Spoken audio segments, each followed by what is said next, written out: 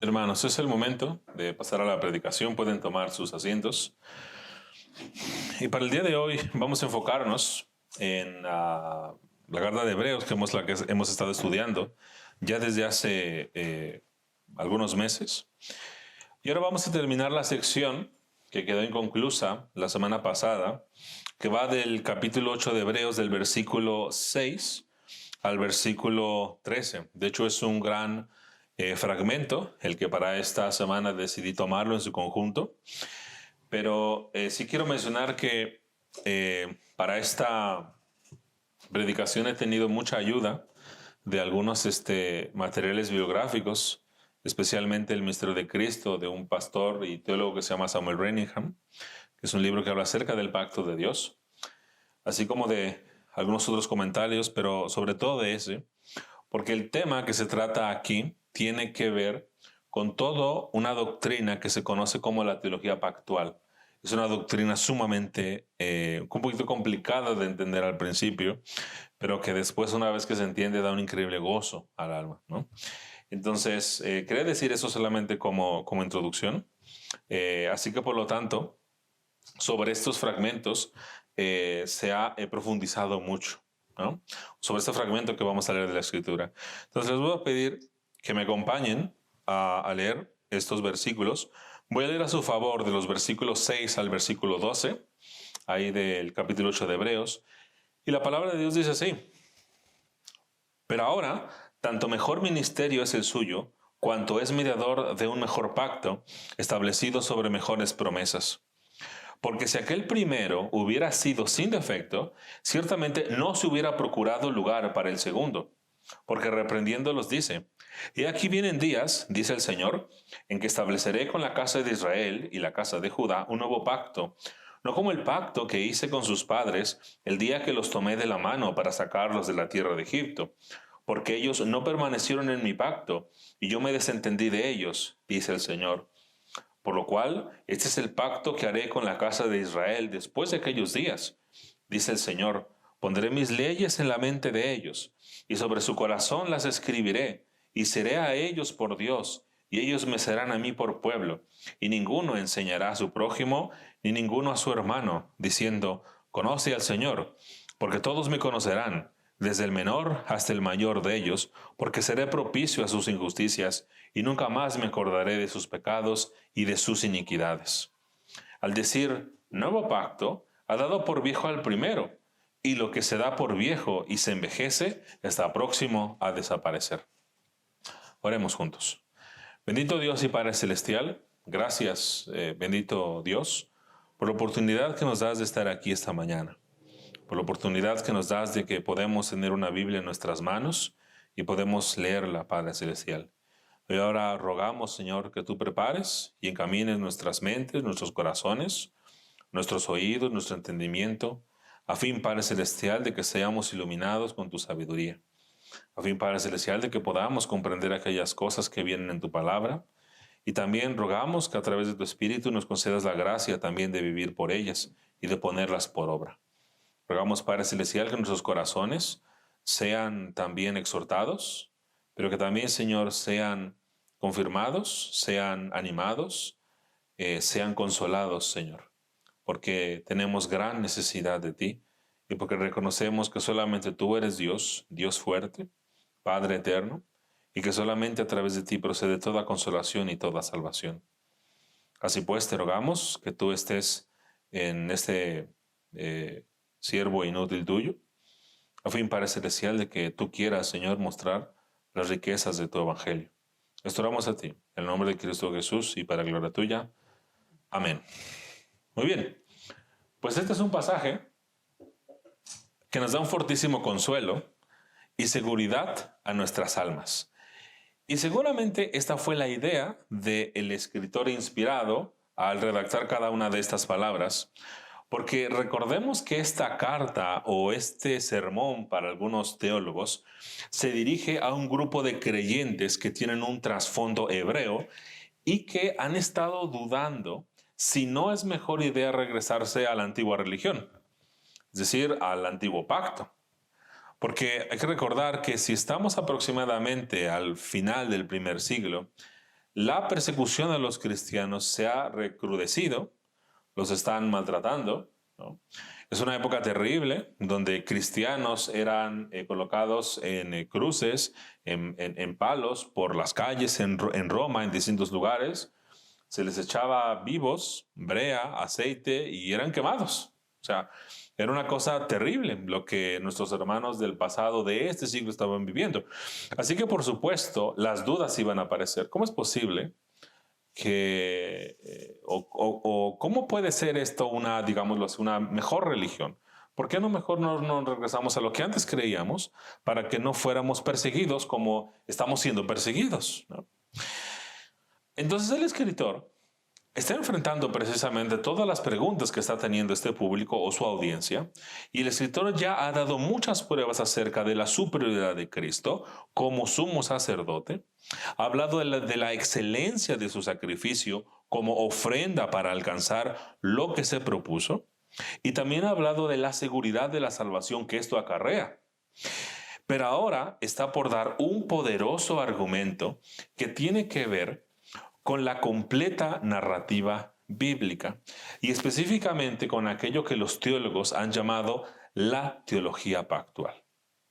Ahora, hermanos, esto de teología pactual, estoy muy seguro que más de algunos de ustedes estas palabras nunca las han escuchado juntas. O sea, teología, a lo mejor sí, pero teología pactual, seguramente eso suena, bueno, ¿y eso qué es? ¿No?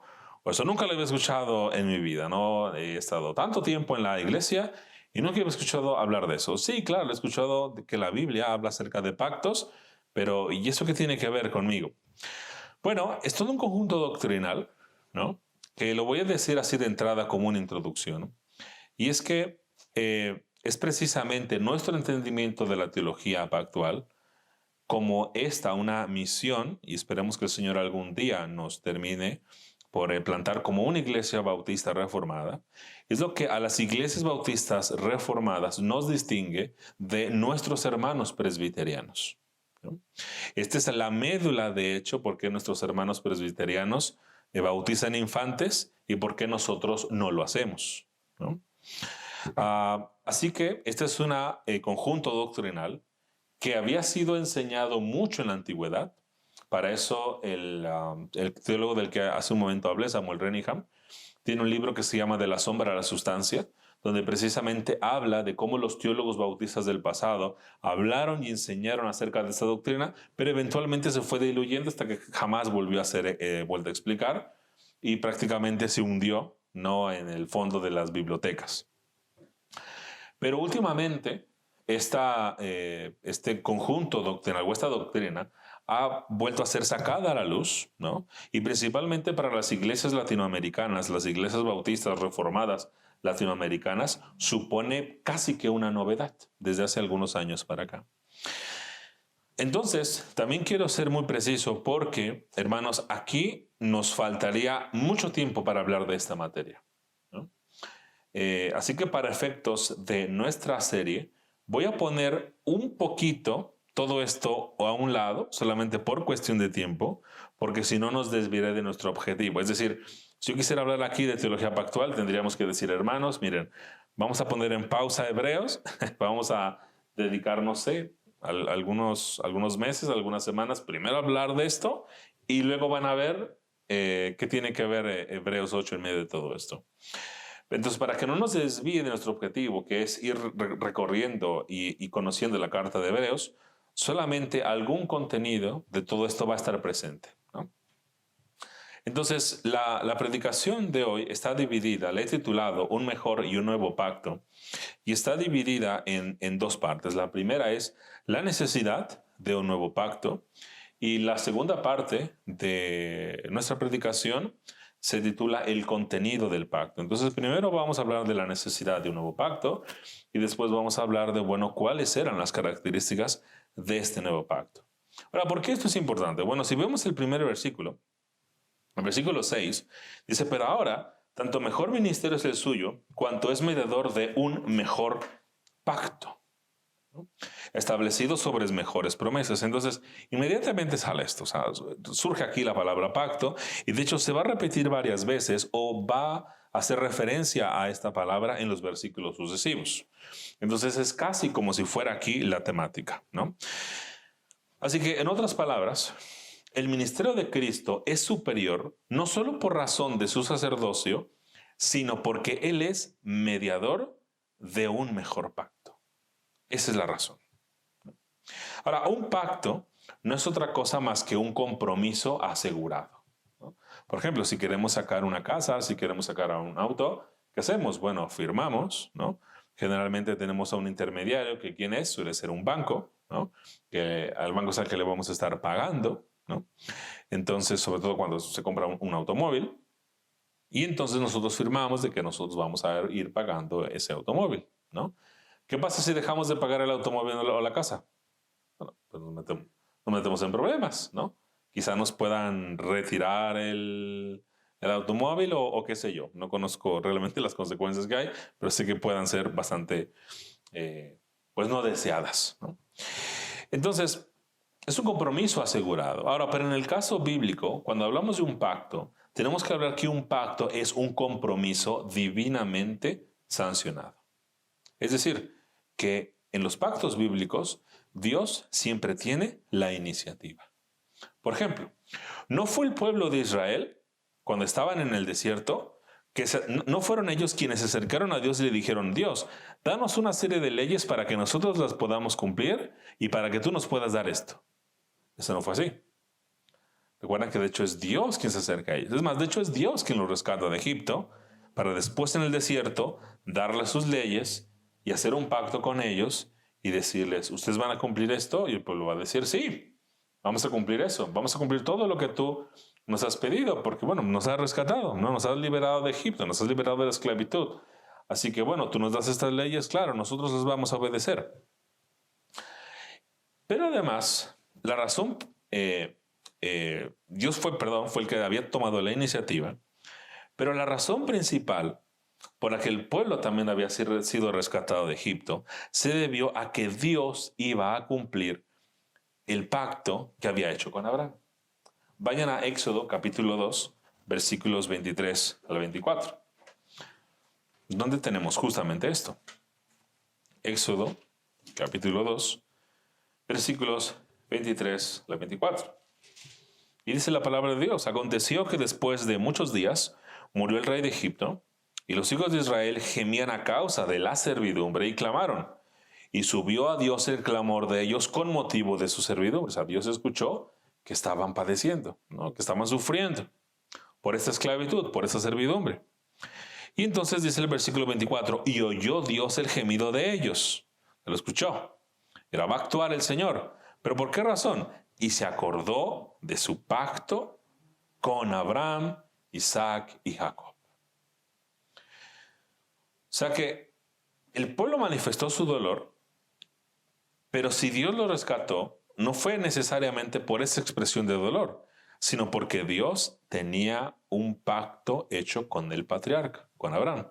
Vean Génesis 15. Génesis 15, versículo 13 al 14. Ese es cuando Dios pacta con Abraham. Es un momento tremendo, porque el Señor le pide a Abraham que traiga un montón de animales, los corte y haga un camino con ellos. Va a haber animales a un lado, animales hacia otro lado, y va a haber un camino en medio de ellos. Entonces, dice el versículo 13: entonces Jehová dijo a Abraham: ten por cierto que tu descendencia morará en tierra ajena y será esclava allí, y será oprimida 400 años. Mas también a la nación a la cual servirán juzgaré yo, y después de esto saldrán con gran riqueza. Entonces Dios había prometido esto. O sea, pues van a estar en una tierra ajena, en este caso va a ser Egipto, ahí van a ser oprimidos 400 años y luego los voy a rescatar. Los voy a rescatar, pero también voy a juzgar a esta nación, ¿ya? A los egipcios. Entonces había un pacto hecho con Abraham de que esto iba a suceder, de que los iban a llevar a Canaán, pero primero tenían que ocurrir estas cosas. La esencia de todo pacto es que siempre el mayor coloca las sanciones sobre el menor. Nunca es al revés. que de hecho es lo que sucede en varias religiones y distintos cultos, donde es el hombre el que pone condiciones para entregar algo. Por ejemplo, van a una divinidad y le dicen, bueno, tú divinidad o ídolo o lo que seas, te voy a traer una ofrenda de flores si, no sé, curas a mi niño. Entonces ellos ponen las condiciones. Te traigo flores si tú sanas esto, ¿no? O si tú haces esto. Ah, así que un pacto no es solamente un compromiso nada más. No es como un compromiso así de, prometo esto. No. Sino que viene acompañado de sanciones o de amenazas y por estas amenazas o sanciones se hace obedecer o se asegura el compromiso de un pacto. En la antigüedad esto se hacía precisamente como el Señor pide a Abraham que traiga animales, que los parta, que los corte en pedazos y que haga un camino. Porque ¿qué está pasando ahí? Bueno, era la manera de decir, llegaba un rey, por ejemplo, un rey superior a un rey inferior y le decía, mira, yo prometo que te voy a cuidar de cualquier enemigo que venga a ti, ¿no? Tú vas a ser mi siervo, yo te voy a cuidar, yo te voy a proteger, así que vamos a hacer un pacto. Cortaban animales y cada uno de ellos tenía que pasar por el medio de esos animales. Esa era la manera en que ellos hacían un pacto. ¿Y qué querían decir? Bueno, que si yo fallo en protegerte, que a mí me suceda como a estos animales. Si tú fallas en ser mi siervo, que te pase como a estos animales. O sea, que seas cortado, que mueras, ¿no? Esto lo vemos en la Biblia. Vean Jeremías capítulo 34. Jeremías capítulo 34, versículos 18 al 20. Jeremías 34, versículos 18 al 20, donde precisamente Dios está hablando de esto, ¿no? A través de su siervo y del profeta Jeremías. Dice el versículo 18, y entregaré a los hombres que traspasaron mi pacto, que no han llevado a efecto las palabras del pacto que celebraron en mi presencia, dividiendo en dos partes el becerro y pasando por medio de ellas. A los príncipes de Judá y a los príncipes de Jerusalén, a los oficiales y a los sacerdotes y a todo el pueblo de la tierra que pasaron entre las partes del becerro. Los entregaré en manos de sus enemigos y en manos de los que buscan su vida, y sus cuerpos muertos serán comida de las aves del cielo y de las bestias de la tierra.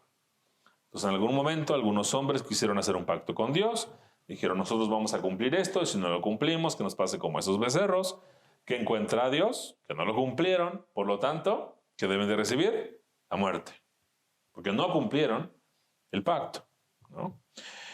Vean esto, también vayan a Éxodo capítulo 24. Éxodo capítulo 24,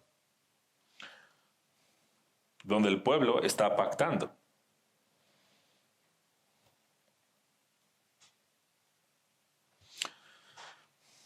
Vean Éxodo capítulo 24 y vean esto.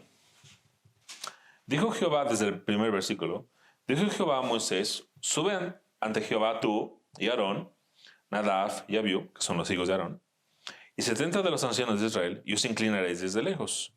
Pero Moisés solo se acercará a Jehová, y ellos no se acerquen, ni sube el pueblo con él.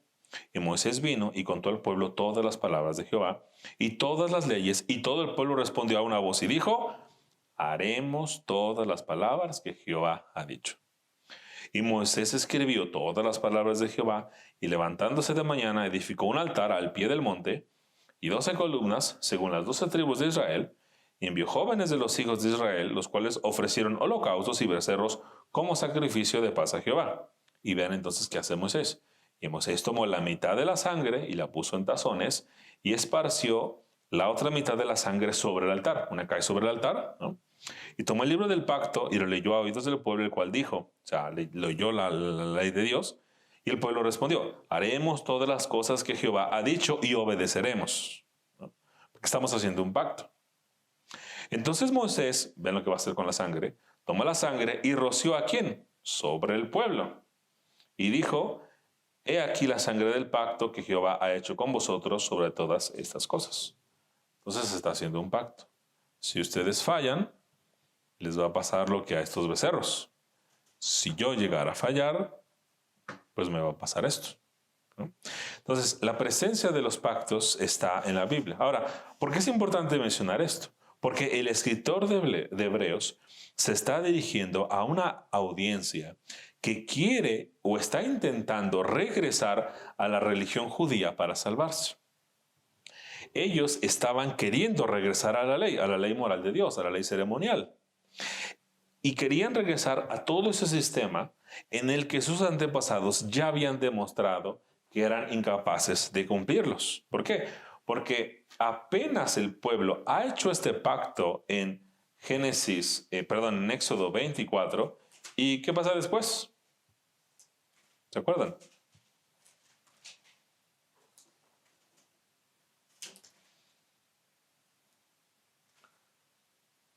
¿Qué pasa en el capítulo 32?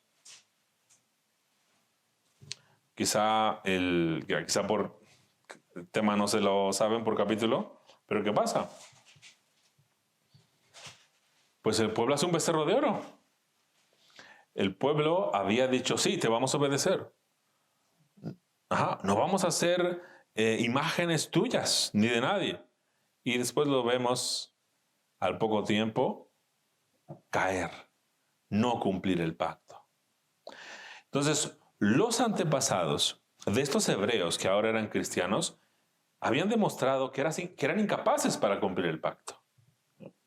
Vean, de hecho, Hebreos, ahora sí regresando a nuestro libro, a Hebreos capítulo 3, que es una parte que estuvimos meditando hace ya varias semanas. Espero que no se hayan olvidado de esto. Pero Hebreos 3, versículo 7 en adelante, vean esto. Por el cual, como dice el Espíritu Santo, si oyeres hoy su voz, no endurezcáis vuestros corazones, como en la provocación, en el día de la tentación en el desierto, donde me tentaron vuestros padres, me probaron, y vieron mis obras 40 años, a causa de lo cual me disgusté contra esa generación. ¿No? Y dije, siempre andan vagando en su corazón, y no han conocido mis caminos, por tanto juré en mi ira, no entrarán en mi reposo. Mirad, hermanos, que no haya en ninguno de vosotros corazón malo de incredulidad para apartarse de Dios vivo.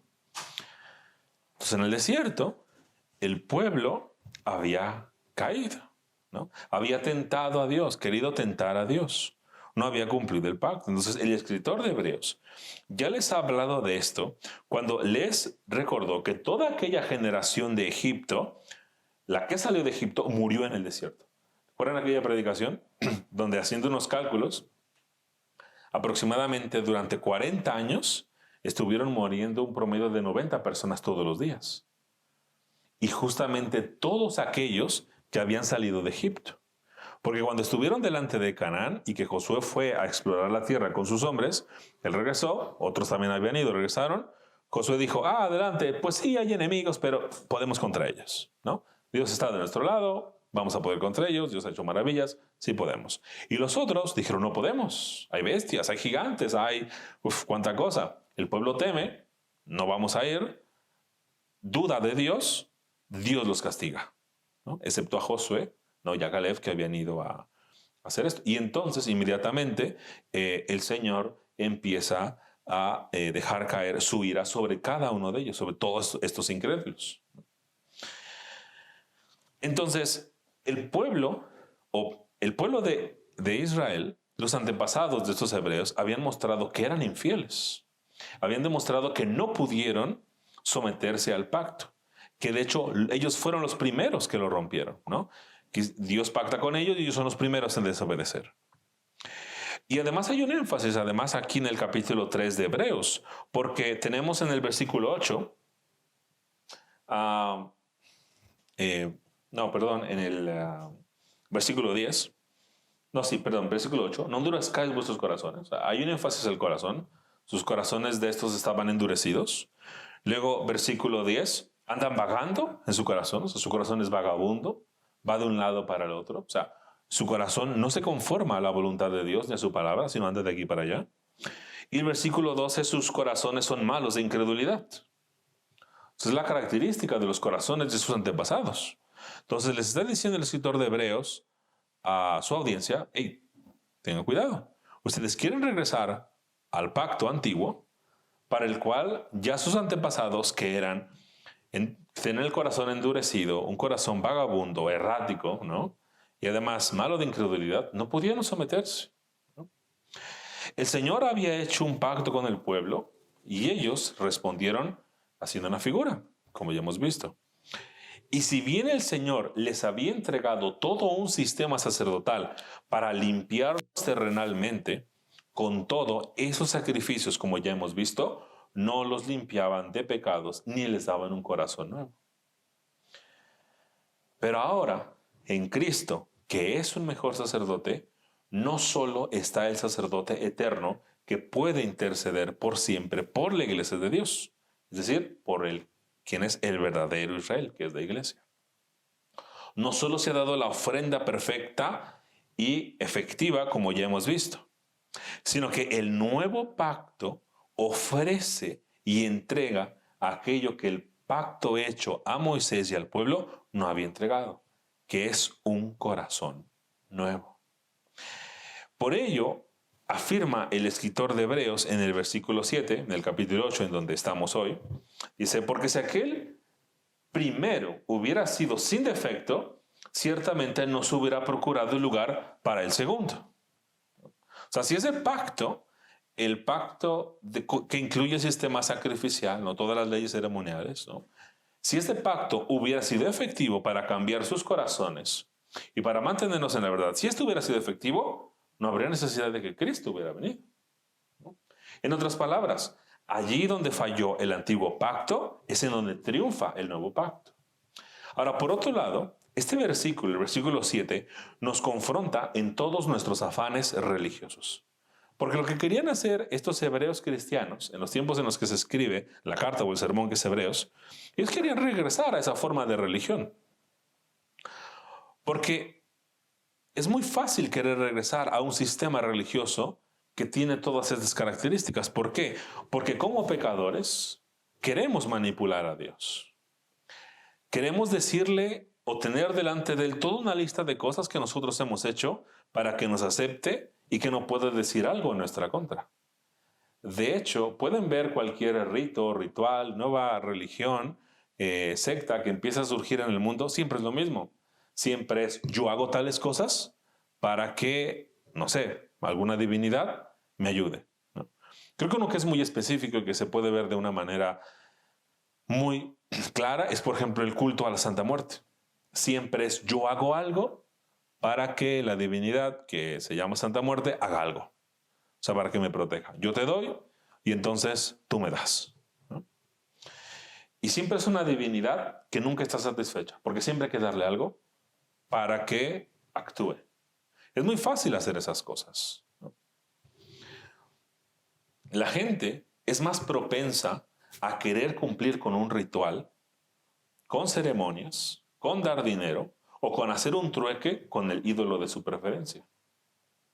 Y como creyentes también podemos terminar creyendo que son nuestras obras las que nos salvan o las que mejoran nuestra justificación. Puede ser que en algún momento caigamos en el mismo error. Esta es la razón por la cual la gente se enoja cuando les hablas acerca del Evangelio. No porque entiendan el mensaje, sino porque el sistema religioso que han aprendido por años los lleva a ver la vida del creyente y suponer que nos hemos puesto más reglas encima, cuando lo único que ha ocurrido es que la nueva vida de la que goza el creyente lo ha llevado a tratar con su pecado nada más. Cuando a veces como cristianos nos ven, bueno, es que ustedes los cristianos, no comen palomitas. Voy a inventar algo así nada más, ¿no? Entonces creen que tenemos una ley que diga no comas palomitas, pero no es así. Simplemente si no hacemos alguna cosa, se debe a que primero hemos sido cambiados de corazón y por eso ya no queremos hacer alguna cosa, ¿no? Solamente que como en ellos no hay un cambio de corazón, el corazón sigue endurecido, sigue siendo vagabundo y es malo de incredulidad, no se ve todas aquellas riquezas. Ahora, ¿cuál es el error en medio de todo esto? Creer que el ser humano tiene la capacidad para guardar perfectamente la ley de Dios, porque ese es el primer error, Cuando yo voy y veo el antiguo pacto y digo, bueno, parece ser que es mejor idea cumplir con toda una serie de ceremonias, o parece ser que la ley moral de Dios, los 10 mandamientos son muy fáciles, bueno, pues entonces yo me regreso a eso, porque parece ser que eso es muy fácil, ¿no? Uno cree que el ser humano tiene la capacidad para guardar la ley de Dios, para cumplir sus estatutos. Ese es el primer error, creer que el ser humano puede hacer esas cosas. Cometer este error muchas veces nos lleva al legalismo. ¿Por qué? Porque cuando tenemos una baja visión de la ley, entonces empezamos a inventar un montón de nuevas leyes. Empezamos a legislar allí donde Dios no lo ha hecho. Comenzamos a traer unas reglas caprichosas para presionar a otros creyentes, a otras personas. Comenzamos a traer toda una serie de reglas a la iglesia para presumir, por ejemplo, los que se congregan. Y lo hacemos porque no vemos genuinamente la ley de Dios y porque pensamos mejor de nosotros mismos. Nos olvidamos que el hombre tiene el corazón entenebrecido y duro y lo creemos capaz de realizar cualquier cosa. Cualquiera que piense que cumplir la ley de Dios es fácil, no tardará en promulgar un sistema religioso que traerá una paz mundana, pero que llevará a cientos al infierno o a una penosa esclavitud. Por eso el Señor Jesús tiene unas increíbles amonestaciones en contra de los fariseos, porque ellos habían inventado un montón de normas que supuestamente los hacía más justos o más santos, y en realidad se habían olvidado de cumplir la ley de Dios, porque de hecho no entendían la ley de Dios, ¿no? Decían, bueno, la ley dice no matarás, yo no he matado a nadie, pero entonces, bueno, como no he matado a nadie, estoy bien aquí. Es muy curioso porque si han leído alguna vez los evangelios, en algunas ocasiones se nos dice que los fariseos tramaban matar a Jesús. Y ellos no veían eso. No veían que esa intención ya era pecaminosa, ya era haber fallado con ese mandamiento. Así que entonces inventaron un montón de otras leyes. Como yo estoy muy bien en no matarás, voy a inventar otras, ¿no? Entonces, por ejemplo, si estaba prohibido trabajar en el día sábado, en el sábado, decían, bueno, pues si tú eres sastre, y eso es descrito en la Mishnah, si tú eres sastre y si traes una aguja en tu bolsillo, eso es pecado, ¿no? Porque ¿cómo vas a traer una aguja en tu bolsillo? ¿No? Incluso se cuidaban mucho de comer algún alimento que trajera alguna semilla en él, porque decían, si se cae la semilla al piso, va a ser como a la tierra, va a ser como haber sembrado y habré trabajado. O sea, eran toda una serie de normas ridículas. ¿Qué es lo que pasa con muchas religiones? O es incluso lo que puede pasar con nosotros si empezamos a mirar la ley más abajo de cómo la mira Dios, cuando no la consideramos. Entonces, el error del legalismo o de tener una mejor opinión acerca del hombre han hecho que existan hermanos y hermanas a cargo, por ejemplo, de servicios educativos en la iglesia y de que estén más al pendiente de conseguir crayolas, hojas de colores, resistoles y un sinfín de objetos solo para ganarse un regaño injusto por parte de pastores, líderes o hermanos laicos que imponen esas cargas sobre sus congregantes. Porque a veces es más importante tener todas las herramientas, por ejemplo, para una escuela dominical de niños, ¿no? Colores, crayolas, pinturas, que la vida piadosa de ese hermano, ¿no? O ver cuáles son los frutos que a lo mejor algún niño está dando, si es que los está dando. Estos errores han ocasionado que se imponga sobre jóvenes tareas y responsabilidades casi pastorales en lugares y puestos que no han sido ordenados por la palabra de Dios. Penosamente, hace varios años a un joven estaba como algo que nunca vamos a tener aquí, un grupo juvenil, ¿no? Y era tanto la insistencia que eso estaba en primer lugar en su vida, un puesto de hecho inventado, que no aparece en la Biblia en ningún momento, lo llevó a reprobar su carrera universitaria. O sea, no pudo concluirla. O sea, porque parece ser que era más importante que él tuviera un puesto y que se comprometiera con un puesto que ni siquiera figura en la Biblia. Este error también ha hecho que se reduzca a la mera repetición de una oración para que las personas sean salvas y que por lo tanto se trivialice la predicación del Evangelio. Así que con el fin de que se consiga la mera repetición de una oración prefabricada, se han creado toda suerte de objetos y de juguetes que endulzan al ojo o que satisfagan la curiosidad para predicar el Evangelio. Esto pasa cuando no miramos la ley como debemos de mirarla. Cuando cambiamos la ley y queremos traer a las iglesias otros rituales. Pero el mundo también adolece de este problema. O sea, no solamente les pasa a las iglesias cristianas. Ellos están seguros que educando a las personas es suficiente para tener una mejor sociedad. Los planes de estudio se han venido actualizándose desde hace varias décadas. Y esto no ha mejorado en nuestra sociedad. Por el contrario, nuestros problemas son mayores. Lidiamos con peligros que antes de hecho no teníamos. Los anuncios de marcas deportivas están llenos de la mentira de que todo es posible, de que tenemos las habilidades para querer cumplir o hacer cumplir cualquier meta que nos propongamos, ¿no? Solo hazlo, ¿no? A veces te dicen por ahí, solo hazlo y ya. Solo haces y ya va a estar las cosas. No se mira la ley, no se miran las capacidades del hombre como realmente son. Así que como el problema del hombre es el corazón, nuestro sumo sacerdote no solo ha dado la ofrenda perfecta y está sentado junto a la majestad en los cielos, sino que prometió que trataría también con nuestro corazón. Como dijo uno en alguna ocasión, el corazón del problema es el problema del corazón.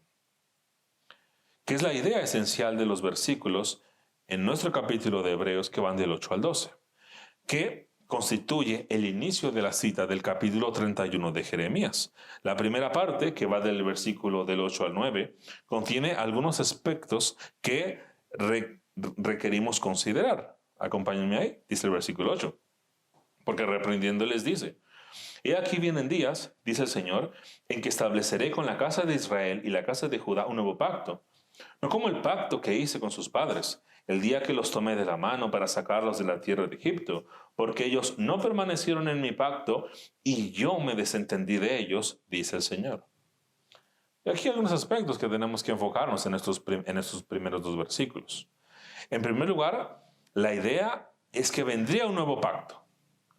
No que el antiguo pacto sería restaurado, ¿verdad que no se dice eso? No, sino que va a venir uno nuevo.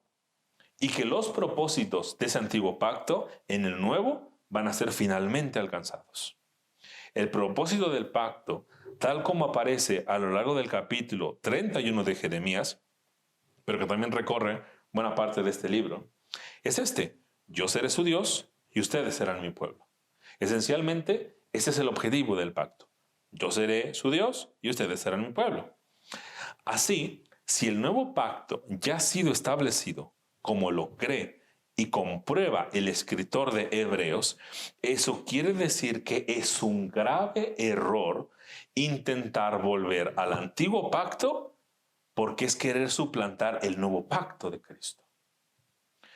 De hecho, el escritor de Hebreos es muy enfático al asumir que el antiguo pacto está próximo a desaparecer. Viene el versículo 13. Dice al decir, nuevo pacto ha dado por viejo al primero. Y lo que se da por viejo y se envejece está próximo a desaparecer. Algunos comentadores como Simón Kistemaker, en su comentario al texto de Hebreos, consideran que para este momento todavía no se destruía el templo en Jerusalén, que se destruyó en el año 70. Consideran que todavía estaba presente el templo, así que todavía aquello no ha llegado. Así que parece ser esto una mención profética de que está por desaparecer todo ese sistema sacrificial. De hecho, es natural pensarlo, porque si el escritor de Hebreos le está diciendo a su audiencia que no regresen al antiguo pacto, pues podemos suponer que todavía se llevaban a cabo las ceremonias y los sacrificios de animales en el templo. Así que, por lo tanto, es muy posible no solamente que la carta se haya escrito antes del 70 o el sermón, sino que todavía estaban por ahí los sacrificios, ¿no? Pero que estos están próximos a desaparecer con la caída total del templo, o casi total, ¿no? En segundo lugar, como ya hemos visto, muestra la debilidad del pueblo de Israel para cumplir el antiguo pacto. Por eso dice, porque ellos no permanecieron en mi pacto. Dice el versículo 9, y yo me desentendí de ellos, dice el Señor. Porque ellos, como hemos dicho, luego de ser liberados de Egipto, habían prometido guardar los 10 mandamientos, la ley moral de Dios, pero tan pronto como pueden ya están fabricando y construyendo ídolos. El resultado de su falta de permanencia fue o ocasionó que el Señor se desentendiera de ellos. De hecho, cada vez que el Señor enviaba a alguien para amonestarlos por el pecado, ellos comprobaban que no querían someterse al pacto hecho con Dios. Si leen, por ejemplo, un libro como el libro de Jueces, se dan cuenta que envía un juez, son amonestados, ¿no? Están sometidos bajo el yugo de alguna nación, de algún pueblo, se arrepienten y los son liberados. Y otra vez vuelven a caer. Y otra vez el Señor vuelve a enviar a un caudillo o a un juez, son liberados, ya están libres y otra vez vuelven a caer. De hecho, ese es el patrón del libro de Jueces. Así que su resultado de esta infidelidad fueron las derrotas militares, fueron la destrucción de su sociedad, de sus ciudades, y eventualmente llegó la esclavitud a la nación. Así que si la salvación implicó estar separados de la esclavitud en Egipto, el rechazo a Dios vino en forma de otra esclavitud, pero esta vez la esclavitud bajo el dominio de Babilonia. Este principio sigue presentándose hasta la fecha. Las personas suelen pensar, o solemos pensar nosotros, que rechazar a Dios abre la puerta de la libertad. Pensamos que podemos hacer lo que sea sin ataduras o sin restricciones, pero lejos está de ser así, toda vez que no somos libres de las consecuencias de nuestro pecado. No somos libres de ellas. El Señor me manda en su palabra, por ejemplo, a obedecer a mis autoridades civiles. Así que si yo voy por segundo anillo a, no sé, 140 por hora, pues voy a enfrentar las consecuencias de ese pecado, de no someterme a mis autoridades. Va a haber unas consecuencias quizá terribles para mí y terribles para otras personas. Porque quién sabe si a 140 se pueda frenar en segundo anillo, ¿no? Entonces, nuestra cultura puede dar numerosos ejemplos de esto. A través de sus dirigentes, personas en eminencia, que a través de su corrupción se generan terribles consecuencias. De este lado del sol es lo peor que le puede pasar a cualquiera, que Dios se desentienda y que el pecado nos alcance y que suframos las consecuencias. El pacto, sin embargo, hecho en el desierto, no había estado carente de gracia o de amabilidad. Había de hecho sido amable. Dios iba a estar con ellos. Él iba a ser fiel a ellos. Él los rescató. Dijo, yo voy a ser su Dios.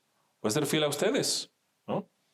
El versículo 9 de aquí en Hebreos, de hecho, habla de la relación íntima al comienzo entre Dios y el pueblo. Ver esto. No como el pacto que hice con sus padres el día que los tomé de la mano para sacarlos de la tierra de Egipto. O sea, la relación de Dios con el pueblo de Israel había empezado de manera íntima. Los tomé de la mano, ¿no? Me los llevé. Aun cuando ellos pecaron, incluso el Señor no detuvo el sustento diario. Nunca dejó de llover maná, por ejemplo. Jamás, dejó de cuidar sus vestidos, porque nunca se envejecieron.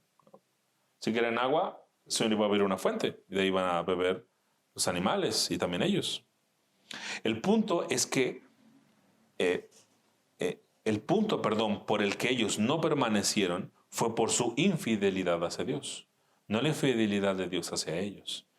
Y esto, como veremos, será un asunto que el nuevo pacto va a solucionar definitivamente. En tercer lugar, la mención de la casa de Israel y de Judá en el versículo 8 pone un énfasis en la reunificación de la nación de Israel, pero no terrenalmente, como ha sido la suposición de muchos, sino que como afirma uno, dado que las 10 tribus de Israel no regresaron después del exilio, estas frases se interpretan en un sentido más universal. De esta manera, el pacto que se está estableciendo no solamente va a ser con los judíos, representados por la casa de Israel, sino también por los gentiles, representados por la casa de Judá. Entonces, este nuevo pacto va a ser no solamente para los judíos, sino también para los gentiles, aquellos que no vengan de un trasfondo judío.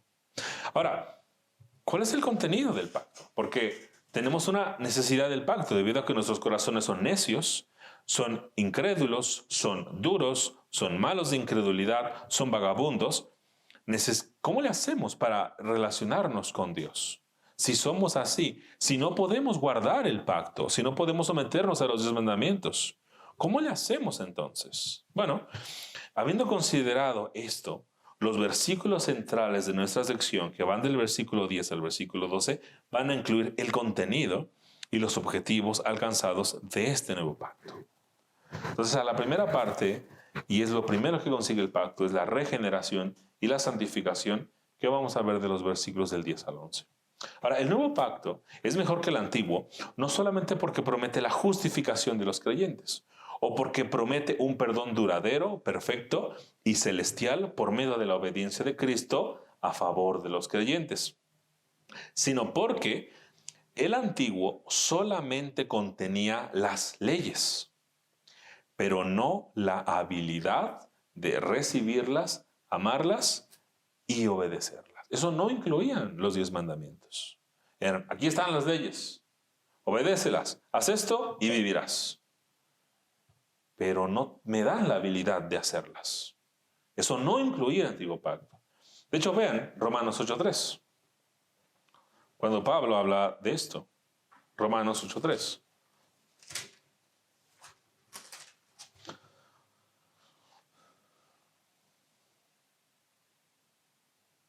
Voy a leer desde el versículo 1 para que se entienda un poquito el contexto. Vean esto.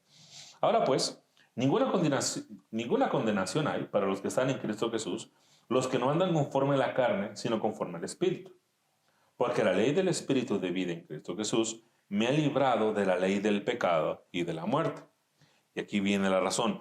Porque lo que era imposible para la ley, por cuanto era débil por la carne, Dios enviando a su Hijo en semejanza de carne de pecado, y a causa del pecado, condenó al pecado en la carne.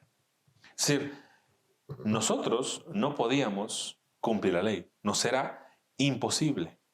No podíamos cumplir la ley. Nadie puede, de hecho, cumplir la ley moral de Dios. Pero en el nuevo pacto, ¿qué Dios promete? Viene el versículo 10, por lo cual, este es el pacto que haré con la casa de Israel después de aquellos días, dice el Señor. ¿Cuál es? Pondré mis leyes en la mente de ellos y sobre su corazón las escribiré.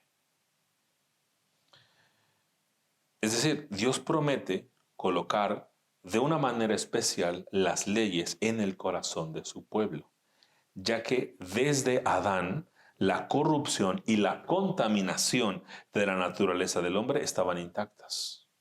No se había tratado con ellas. Así que cada cristiano tiene una evidencia de esto en su propia vida. Si tú posees vida eterna a través de la fe en Cristo, has experimentado esto en algún grado. Empiezas a querer cosas que antes no querías, mientras que gustos pasados comienzan ya a perturbarte. Te ves a ti mismo asistiendo a una iglesia, orando, leyendo tu Biblia, sirviendo a otros, buscas evitar el mal. Pero también hay una progresión, viene el versículo, pondré mis leyes en la mente de ellos y sobre su corazón las escribiré. Hay una progresión de la mente al corazón, de un lugar a otro, muy diferente al antiguo pacto, que solamente había expresado la ley en tablas de piedra. Solamente ahí estaba, en unas piedras. En otras palabras, en el nuevo pacto se obra la regeneración, el nuevo nacimiento, que no prometía el antiguo. Los antepasados fueron duros de corazón, justo como las rocas en las que estaban las leyes, pero bajo el nuevo pacto nuestro corazón es otro. Vean Ezequiel capítulo 36. Ezequiel capítulo 36.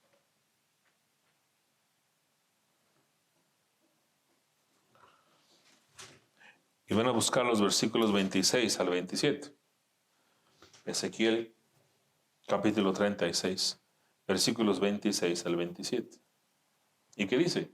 Os daré corazón nuevo y pondré espíritu nuevo dentro de vosotros y quitaré de vuestra carne el corazón de piedra y os daré un corazón de carne y pondré dentro de vosotros mi espíritu y haré que andéis en mis estatutos y guardéis mis preceptos y los pongáis por obra. Esto no prometía el antiguo pacto. Esto solamente lo prometía el nuevo pacto. Así que los primeros regalos que vienen con el nuevo pacto, hablando con terminología teológica, van a ser la regeneración y la santificación. La regeneración es otra cosa que el nacimiento de un hijo de Dios. La adopción de un heredero de la nueva creación. Es el traslado de un miembro del reino de las tinieblas al reino de Cristo. Es de ir a Adán a ir a Cristo. La mente que estaba entenebrecida ahora es iluminada y la voluntad que antes era esclava del pecado ahora es liberada. Y cuando esto ocurre, la fe ha tomado lugar. Eso es importante, porque si los otros fallaron por su incredulidad, ahora el Señor se encarga de darnos fe salvadora. De tal manera que aun cuando la fe sea pequeña o grande, la seguridad del creyente es la misma. En el desierto, los antiguos por su falta de fe fueron cortados. Pero ahora la fe nos es dada y aunque sea en pequeña medida, es suficiente para que siempre podamos mantenernos seguros y para que nunca podamos ser quitados de Dios. Y además salvos por razón de esa ofrenda permanente que Cristo dio y por un sacerdote que es Cristo que tiene un mejor ministerio. Y en esta naturaleza regenerada toma lugar el proceso de santificación, que es, como señaló uno, hacer morir el pecado remanente y buscar la santidad y obediencia con gozo y gratitud. Es decir, se trata de un crecimiento continuo en el entendimiento y obediencia de la ley moral de Dios, de los 10 mandamientos. Notemos que esta santificación viene después de la salvación, no viene antes. No somos llamados a santificarnos para ser salvos. Eso es salvación por obras. Sino que estamos en el proceso de la santificación porque primero fuimos salvos. No es al revés. Mucha gente cree que tiene que venir a la iglesia limpio, pero no es así. O sea, porque a través de la predicación del Evangelio, es como las personas oyendo aquello, el Señor va a obrar en el Espíritu. Y esas personas no tienen que venir limpias para escuchar el Evangelio. Al contrario, muchas veces vamos a venir sucios aquí. Entonces, y esto cambia las cosas. Y esto es lo que odian muchos detractores del cristianismo. Porque tendemos a pensar que el regalo debería de venir después del esfuerzo. O sea, que el hombre debería de esforzarse para entonces tener una relación con Dios, ¿no? Pensamos que el regalo debería de venir después del esfuerzo. Y sí fue así. Pero quien se esforzó y quien cumplió la ley fue Cristo, no nosotros.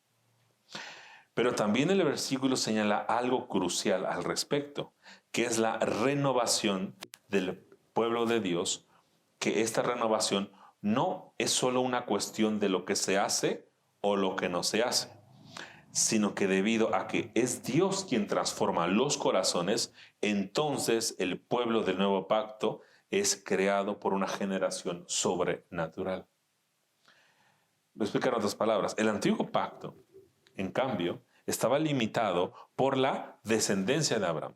O sea, solamente los que vengan de Abraham van a poder permanecer. Y si quieres ser judío, bueno, tienes que pasar por algún proceso, ¿no? Por ello, en el nuevo pacto, los hijos conocen al Señor porque su nacimiento, su nuevo nacimiento, les concede la fe en Cristo. Samuel Renningham dice así: el antiguo pacto ordenaba y condenaba por medio de la ley externa, sin ofrecer ayuda alguna para la obediencia. El nuevo reconcilia a su pueblo con la ley, le da una nueva naturaleza y concede el Espíritu Santo para ayudarlos a conocer y obedecer la palabra de Dios. Y esto es importantísimo para nosotros, porque sabemos que no hay tal cosa como lo que se ha conocido por ahí como cristianos de cuna. No hay tal cosa como eso. O sea, la regeneración, el nuevo nacimiento que se opera, solamente puede venir de Dios. Y esto no nada más se va a dar a a judíos, sino también a gentiles, ¿no? Solamente es algo que Dios va a obrar, ¿no? Esta es precisamente, hermanos, una de las diferencias que tenemos con nuestros hermanos que son presbiterianos. Y es, por ejemplo, bautizan a sus niños porque creen que de esa manera los instauran o los integran al pacto. Pero la cita de Jeremías es fundamental, porque en el nuevo pacto, dado que se han obrado estas cosas, no podemos suponer que podemos integrar a un niño al pacto bautizándolo. Eso no es así. Eso no es el nuevo pacto. Solamente para que vean, incluso me topé por alguna vez por ahí con un presbiteriano que incluso me dijo que la justificación no era efectiva, que esto iba a tener lugar hasta el cielo. Eso no es así. La Biblia siempre habla en términos de que la justificación ya la experimenta el creyente. Y si eso ha obrado así, si la justificación ya es parte del creyente, quiere decir que la regeneración también lo es, ¿no? Eso es importante, hermanos. Esa es una doctrina muy importante, ¿no? No por eso quiero que despreciemos a nuestros hermanos presbiterianos, no. O sea, ellos también creen el Evangelio. Tenemos esta diferencia. Y sí, pueden leer sus libros, ¿no? Seguir sus sermones incluso, de algunos de ellos, ¿no? Son nuestros hermanos, aunque en eso tengamos alguna diferencia. Pero también el nuevo pacto da perdón de pecados, que esto se da en el versículo 12. La segunda gran promesa, vean de vuelta a nuestro capítulo 8, dice el versículo 12, porque seré propicio a sus injusticias y nunca más me acordaré de sus pecados y de sus iniquidades. La segunda gran promesa es un clímax a los dos versículos anteriores. La cita es completamente intencional por parte del escritor. ¿Por qué? Porque recuerden que todo lo anterior ha sido el sacerdote, el lugar santísimo, la ofrenda que se coloca en el lugar santísimo. El contexto es ceremonial. Así que el hecho de que cite Jeremías 31 es muy importante. ¿Por qué? El versículo menciona, porque seré propicio a sus injusticias. La palabra propicio es importante porque nos recuerda el lugar, y esto también pasa también en el griego, donde se colocaba la sangre de los carneros sobre el arca del pacto, que era el propiciatorio. ¿Qué pasaba? Que el sacerdote entraba al lugar santísimo con la sangre como ofrenda en el arca, ¿no? Imagínense aquella cosa rectangular. Estaban dos querubines mirando hacia el arca y digamos que la tapa del arca era el propiciatorio. Ahí se iba a colocar la sangre. Adentro del arca, ¿qué había? La ley, la vara de Aarón, que nunca se marchitaba, y el maná. Aquí lo importante es las tablas de la ley, que eran de piedra. Los querubines, en cierto sentido, están manifestando hacia dónde se está viendo. Se está viendo hacia la ley de Dios. Así que si los querubines están viendo la ley de Dios, si ven la ley de Dios y luego me ven a mí, ¿qué van a encontrar? Que soy pecador. Porque las tablas me van a acusar. Pero cuando se coloca la sangre de un cordero, la sangre va a actuar como un sustituto precisamente del pecador. La ofrenda se va a dar en ese sentido. Entonces, cuando se vea hacia el arca, ¿qué van a ver? La sangre, no la ley. Entonces, cuando Cristo ofrece su sangre, Él ha puesto digámoslo así, en el propiciatorio celestial. Y su sangre entonces habla mejor de nosotros. Por eso utiliza esta palabra, porque seré propicio a sus injusticias. O Es lo que da el nuevo pacto. Un perdón de nuestros pecados. Así que el sacrificio de Cristo no fue como el antiguo pacto, que no podía perdonar los pecados en la corte celestial. O como uno señaló, la sangre de machos cabríos y toros purificaban la carne. Reconciliaban a los israelitas con la ley de Moisés para que pudieran seguir viviendo en Canaán, pero no limpiaban la conciencia. Es más, algo muy importante, creo que lo había mencionado esto la última vez, no me acuerdo. Pero cuando el sacerdote iba a dar la ofrenda, se tenía que salir. ¿Y el pueblo podía entrar al lugar santísimo? No. Con Cristo sí es así. Él da la sangre y ¿qué pasa con su pueblo? Ya puede entrar. Eso no se podía hacer en el Antiguo Testamento, solo con Cristo. Por eso Él es un ministro, un mediador de un mejor pacto. Sin embargo, la sangre del Hijo es la que nos limpia de toda injusticia, la que limpia de toda injusticia de su pueblo, fue llevada a los mismos lugares celestiales y es más perfecta que la de los animales.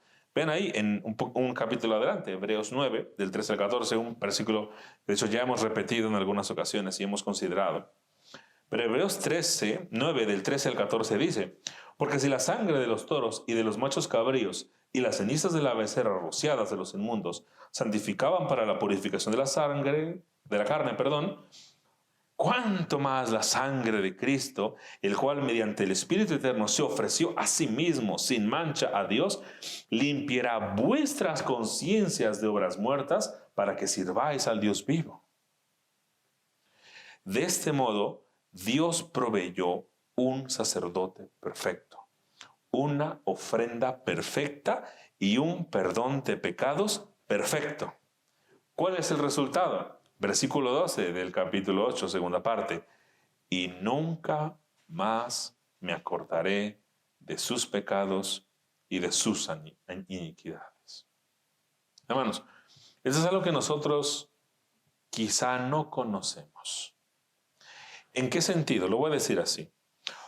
Lo que no conocemos en nuestras relaciones entre otras personas y nosotros.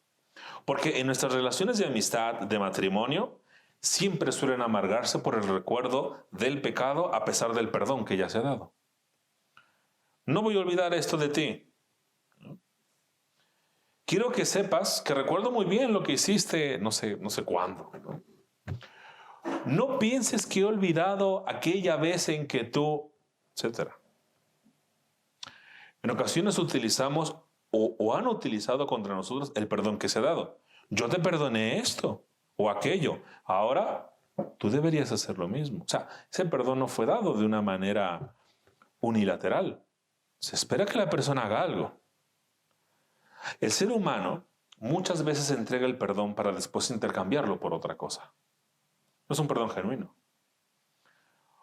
Pero esto es algo que jamás escucharemos de Dios. Por eso, a través de un antropomorfismo, se nos dice que Dios jamás se acordará de nuestros pecados. O sea, nos los dice en nuestros términos. Delante de Dios están todas las cosas. Pero nos los dice así para que entendamos qué va a pasar con nuestros pecados. Y nunca más me acordaré de sus pecados y de sus iniquidades. En medio de todo esto, una de las imágenes favoritas para mostrar la relación de Cristo y la iglesia es a través del matrimonio. Cristo es el esposo, la iglesia es la esposa. De este modo, tenemos pasajes como Efesios 5, que leímos durante el culto. Pero vayan a Isaías 61. Isaías 61, ya casi al final de Isaías. Isaías 61. Versículo 10.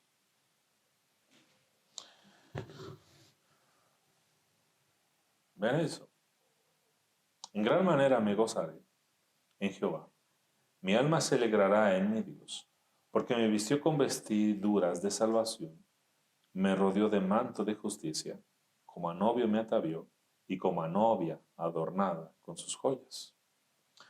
Así que aquí las prendas de salvación y justicia son como los atavíos de los esposos el día de la boda. Una novia, en nuestros días, y seguramente en cualquier otro tiempo, compraba su vestido, se lo pone un día, ¿y qué pasa el día siguiente? Pues ya se lo quita, ¿no? Lo guarda a lo mejor, ¿no? Ella cambia sus ropas por unas ropas más comunes, ¿no? Y el vestido lo guarda, lo hereda a una siguiente generación.